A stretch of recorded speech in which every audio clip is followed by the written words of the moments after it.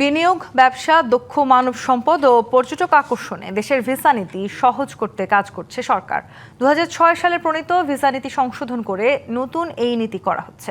বৃহস্পতিবার সচিবালয়ে প্রধানমন্ত্রী তারেক রহমানের সভাপতিত্বে অনুষ্ঠিত মন্ত্রিসভার বৈঠকে এই নীতিমালার খসড়ার অনুমোদন দেওয়া হয়। বৈঠক শেষে মন্ত্রিপরিষদ সচিব নাসিমুল গনি এই তথ্য জানান। তিনি জানিয়েছেন, বিদেশিদের বাংলাদেশে আসা যাওয়া সহজ ও সুশৃঙ্খল করা, বিদেশি বিনিয়োগ, ব্যবসা ও দক্ষ মানব সম্পদ আকৃষ্ট করা, পর্যটন ও আতিথেয়তা খাতকে উৎসাহিত করার পাশাপাশি জাতীয় নিরাপত্তা ও আন্তর্জাতিক কূটনৈতিক ভারসাম্য বজায় রাখা, পারস্পরিকতা নীতির ভিত্তিতে এই নীতিমালা সংস্কার করা হবে।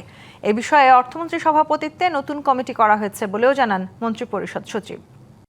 আন্তর্জাতিক পরিমণ্ডল দেখা যাচ্ছে যে আমাদের কিছু জায়গায় দরকার বেশি, সেখানে তার একজন ব্যবসায়ী যদি আসে আমার জন্য সুবিধা, সেই দেশে ইনভেস্ট করতে পারবে। তো এই নিরিখে এই বোর্ডটা আমাদের হয়েছে, সেই কারণে আমরা এই গভর্নমেন্ট চাচ্ছে যে একটা ইকোনমিক থ্রাস্ট হোক।